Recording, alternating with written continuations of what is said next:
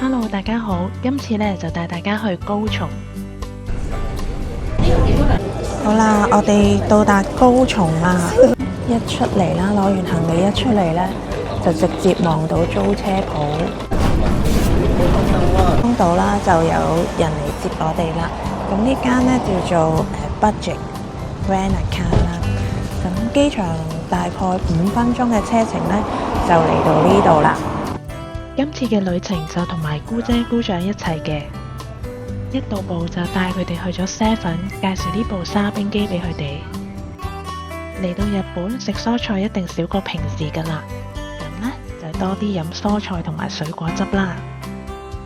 A few moments later， 時間都有啲緊迫，依家係4點半。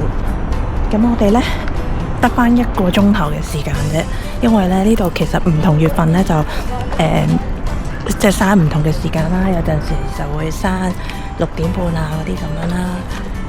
係啦，今個月10月呢，我哋呢度呢就閂5點半嘅。好啦，我哋嚟到呢個栗林公園啦。好啦，我哋嚟到呢個栗林公園啦，係高松著名嘅一個景點。超大嘅一個公園，雖然公園個名呢叫栗林，但係實際上佢嘅庭園呢就由松樹組成嘅喎。栗林公園依家大概有1004棵松樹，其中大約有1000棵呢係由匠人親手修剪嘅，大概呢都有300年歷史噶啦。咁呢300年嚟呢都係由匠人親手去剪呢啲松樹，咁佢哋嘅樹枝呢已經好似盆栽咁靚噶啦。我哋呢當日落機第一個景點呢就嚟呢個栗林公園啦。其實時間係啱啱好啊，因為4點幾呢唔曬，咁都會建議返大家可能3、4點之後先嚟啊，咁就會好啲咯，冇咁曬。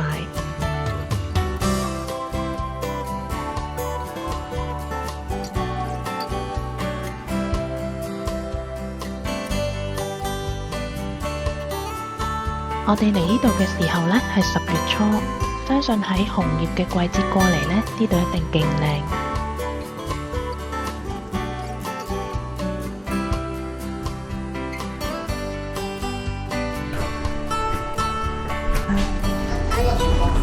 睇下呢邊先，一入嚟嘅左邊，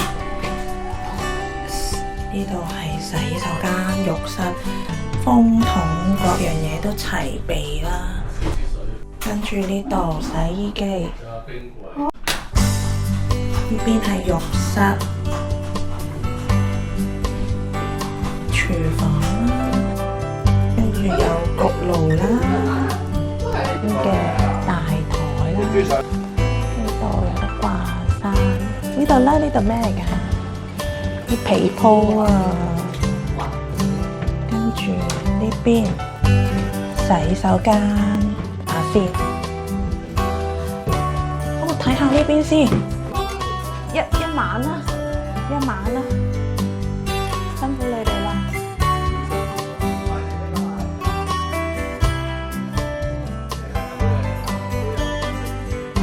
4款啊，幾好喎，兩邊啦。咁呢度應該都要瞓到幾個人嘅，咁我哋4個人就瞓呢度。咁其實下邊咧都仲有啲榻榻米嘅，嘅時候咧真係要小心啊！不過佢都幾好，因為有啲咧係冇呢個扶手嘅。呢度係高松最旺嘅商店街，依家夜晚黑6點幾，但係都冇乜人。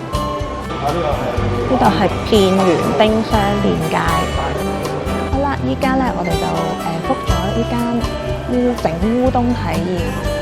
其實香川縣呢又叫做烏龍麵園，喺高松市入邊呢有好多間嘅烏龍麵店㗎。呢個整烏冬嘅課程呢，我哋喺 Klook 度 book 嘅。咁姐姐呢就好好人啊，會耐唔中會幫我哋影相啦，每個步驟都教得好仔細清晰。咁成堂呢大概45分鐘左右，我哋都玩得好開心。我哋有證書啊！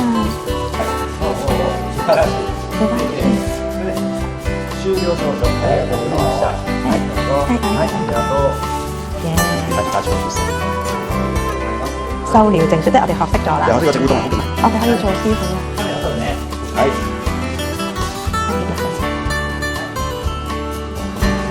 啊！佢送個麵粉俾我哋。上完堂之後呢，些仲會送個麵粉同埋搓麵粉嗰個棍俾我哋走嘅。攞翻去。咁整完之後呢，我哋仲會食翻自己整嘅烏冬㗎，都真係一個唔錯嘅體驗嚟。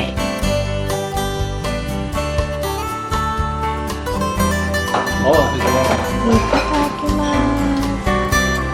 全個 set 呢有天婦羅啦，一個熱烏冬，仲有一個冷烏冬，幾多㗎？喺呢個高松中央商店街呢，8點半其實都已經冇乜人㗎啦。好啦，喺呢個高松中央商店街有當橋，其實應該當橋係唯一收得比較晏嘅鋪頭啦。咁當橋呢就係收12點嘅，跟住當橋嘅對面有間藥妝店。The next day. 好啦，第2日呢，我哋就出發去小豆島啦。咁我哋呢就去到先至買飛，就連埋架車一齊上船嘅。最好嘅方法呢，就上官網一早預約定先，唔好好似我哋咁啦。咁大人呢，就係14 yen 來回票啦。咁跟住我哋架車呢，我哋就呢個長度啦，就12,660 yen。好趕啊！因為我哋冇 book 位啦，就趕到啱啱好趕到9點嘅船，勁趕啊！而家出發去小豆島啦，咁我哋就啱啱買咗飛啦，就上船，架車呢都一齊上船嘅。好，跟住落嚟呢，就帶大家睇下呢艘渡輪啦。咁由高松市去到小豆島呢，大概需要60分鐘左右。咁成個景色呢，環境呢都好靚嘅。24同映畫村同埋橄欖公園都係小豆島必去嘅。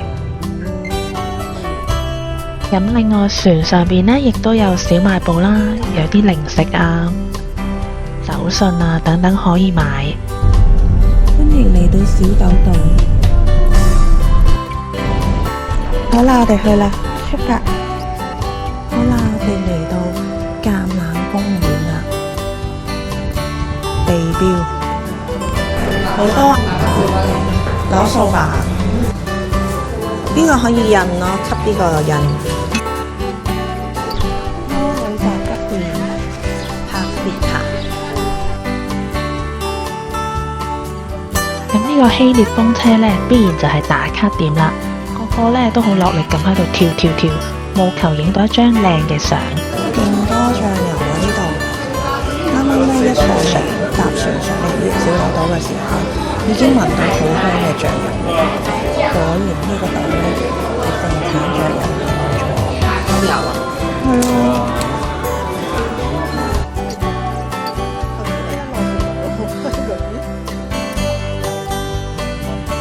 橄欖雪糕。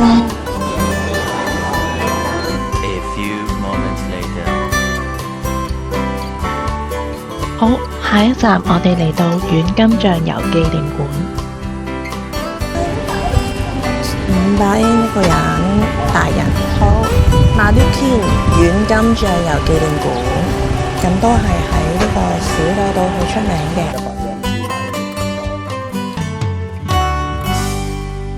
咁呢度呢，就介紹咗醬油廠1912年到依家嘅發展情況。